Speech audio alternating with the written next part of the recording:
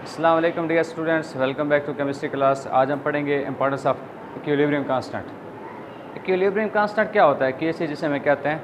Equilibrium की हालत में जो प्रोडक्ट्स और रिएक्टेंट्स के दरमियान जो रेशो होती है, उनके जो एक्टिव मासेस का जो प्रोडक्ट होता है, जो रिएक्टेंट्स हैं, जो प्रोडक्ट्स हैं, उनके जो एक्टिव मास के जो प्रोडक्ट्स हैं, उनके दरमियान जो रेशो होती है, इसको हम कहते हैं इक्विलिब्रियम कांस्टेंट, और इसको केसी से डोनेट किया जाता है। तो लिहाजा हम सबसे पहले इसकी इम्पॉर्टेंस हम इसका इंट्रोडक्शन कर चुके हैं, पहले पढ़ चुके हैं पहले लेक्चर्स में। तो अभी हम इसकी इम्पॉर्टेंस देखने जा रहे हैं। इसके दो लिहाज से इम्पॉर्टेंस हैं। एक ये है कि predicting the direction of reaction, कि रिएक्शन किस सिमत जा रहा है। आपको मालूम है कि इक्विलिब्रियम की हालत में केसी की वैल्यू हर एक रिएक्शन के लिए यूनिक होती है, जो कि फ़िक्स होती है। हर एक रिएक्शन की केसी की वैल्यू इक्विलिब्रियम की हालत में एक फ़िक्स होती है। तो हम देखना चाहते हैं कि वो तो हमें पता है कि केसी की वैल्यू चाहे जो भी रिएक्शन हो रहा है, जो कि रिवर्सिबल रिएक्शन है, जिसके अंदर डायनेमिक इक्विलिब्रियम कायम होता है, उसकी केसी की वैल्यू एक फ़िक्स्ड है। लेकिन अब हमने वो रिएक्शन स्टार्ट कराया है, 10 मिनट हो गए हैं, 5 मिनट हो गए हैं, 2 मिनट हो गए हैं, हम देखना चाह रहे हैं कि रिएक्शन किस सिमत में जा रहा है। ठीक है, तो हमारे पास पहले एक म्यारी यानी कि एक स्टैंडर्ड हमारे पास एक वैल्यू होगी जिसको हम केसी कहते हैं, और एक फिल फॉर उसी वक्त हम यही प्रोडक्ट्स और रिएक्टेंट्स के दरमियान जो कंसनट्रेशन है, ठीक है, उसको रेशो हम फाइंड आउट कर लेते हैं, जिसको क्यूसी कहते हैं। वो किसी भी मूवमेंट हो सकती है, किसी भी लम्हे हो सकती है। इसको इक्विलिब्रियम कोशेंट भी कहते हैं। QC is the ratio between the real concentration of products and reactants. जो प्रोडक्ट्स और रिएक्टेंट्स जो हैं, ठीक है, उनकी जो कंसनट्रेशन है, जो उसकी असल कंसनट्रेशन है प्रोडक्ट्स और रिएक्टेंट्स की, उसकी जो रियल कंसनट्रेशन है किसी भी लम्हे, एट एनी मोमेंट, किसी भी लम्हे, उसको हम कंप्यूटर के ज़रिए उसी लम्हे हमारे पास उसकी क्यूसी की वैल्यू आ जाती है।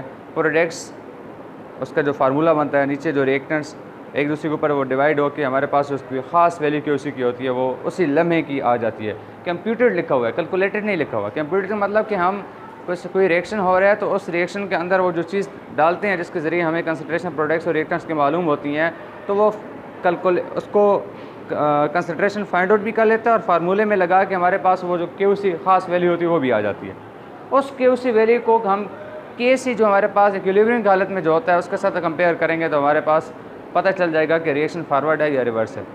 अगर क्यूसी स्मॉलर देन केसी है तो हम इसे कहते हैं फॉरवर्ड डायरेक्शन में जा रहे हैं, रिएक्शन किस सिंबल में जा रहा है, फॉरवर्ड। अगर क्यूसी ग्रेटर देन केसी है तो रिवर्स रिएक्शन हो रहा है, कि रिवर्स रिएक्शन हो रहा है, फॉरवर्ड पहले हुआ है, अभी रिवर्स हो रहा है, तो उसके बाद इक्विलिब्रियम कायम हो जाएगा। और अगर क्यूसी इक्वल टू केसी है तो इससे मतलब ये है कि अभी हमारे पास इक्विलिब्रियम कायम हो चुका है। ठीक है, तो ये हमारे पास तीन पॉसिबिलिटीज़ हैं। क्यूसी स्मॉलर देन केसी तो forward reaction, QC greater than KC तो reverse reaction, QC is equal to KC तो इक्विलिब्रियम। ये हमने एग्जाम में पूछी जाती है, इसको हमने प्रिपेयर करना है। जी, आगे दूसरी इसकी इम्पॉर्टेंस है predicting the extent of reaction, reaction की शिदत। रिएक्शन तो फारवर्ड और रिवर्स रिएक्शन का रेट जब आपस में बराबर हो जाते हैं इक्विलिब्रियम कायम हो जाता है, लेकिन हमें नहीं मालूम कि ये प्रोडक्ट्स थोड़ा सा बने हैं या बहुत ज़्यादा बने हैं, या रिएक्टेंट्स और प्रोडक्ट्स आपस में बराबर मिकदार में, क्या सूरत हाल है। तो अगर हमारे पास केसी की वैल्यू वेरी स्मॉल हो, केसी की वैल्यू वेरी स्मॉल हो, तो इसका मतलब ये है कि हमारे पास रिएक्टेंट्स की कंसंट्रेशन बहुत ज़्यादा है और प्रोडक्ट्स की कंसंट्रेशन जो है ना वो बहुत कम है इक्विलिब्रियम की हालत में। देखें ना, मैं यहाँ लिख रहा हूँ केसी इज इक्वल टू प्रोडक्ट और रिएक्टेंट, प्रोडक्ट बहुत कम लिखा है, रिएक्टेंट्स बहुत ज़्यादा लिखे हैं, तो हमारे पास केसी की वैल्यू वेरी स्मॉल आएगी। तो इससे मतलब यह है कि इक्विलिब्रियम कायम तो हो चुका है, लेकिन हमारे पास जो प्रोडक्ट्स हैं वो क्या हैं जी, बहुत थोड़े हैं और रिएक्टेंट्स बहुत ज़्यादा हैं। तो हमारे पास F2 give rise to 2F, तो केसी की वैल्यू हमारे पास वेरी स्मॉल आ गई 227 सेंटीग्रेड पे।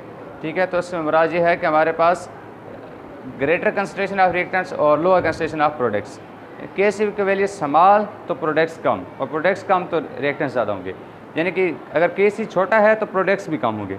अब यहाँ पे केसी की वैल्यू बहुत ज़्यादा है तो हम कहेंगे लार्ज कंसंट्रेशन ऑफ प्रोडक्ट्स। केसी को डायरेक्टली प्रोपोर्शन से मिलने हैं प्रोडक्ट्स के, और उसके जो अपोजिट जो रिएक्टेंट्स हैं उसको अगर प्रोडक्ट्स ज़्यादा है तो रिएक्टेंट्स कम होंगे, प्रोडक्ट कम है तो रिएक्टेंट्स ज़्यादा होंगे। तो अब हमारे पास केसी की वैल्यू लार्ज है तो हम कहेंगे कि लार्ज कंसंट्रेशन ऑफ प्रोडक्ट्स, लेकिन उसके साथ साथ रिएक्टेंट्स की कंसंट्रेशन क्या हो रही है, कम हो रही है। तो ये अब देखें हमारे पास 227 सेंटीग्रेड पे जो H2 प्लस O2 और 2H2O बनता है हमारे पास, तो उसमें केसी की वैल्यू 10⁻47 है, यानी कि इसमें प्रोडक्ट्स ही प्रोडक्ट्स हैं, रिएक्टेंट्स ना होने के बराबर हैं। ठीक है, उसके बाद अगर के की वैल्यू ना तो स्मॉल है और ना ही लार्ज है, उसका मतलब ये है कि रिएक्टेंट्स और प्रोडक्ट्स जो है ना, यो आपस में दोनों की मिकदार जो है कंपेरेबल है, आलमोस्ट सेम है, एक दूसरे के साथ मिलती जुलती है, करीब करीब है, ठीक है। तो उसमें ज़्यादा डिफरेंस नहीं है, ठीक है। के की वैल्यू स्मॉल है तो प्रोडक्ट्स कम है, रिएक्टेंट्स ज़्यादा होंगे। के की वैल्यू लार्ज है तो प्रोडक्ट्स ज़्यादा हैं, रिएक्टेंट्स कम है।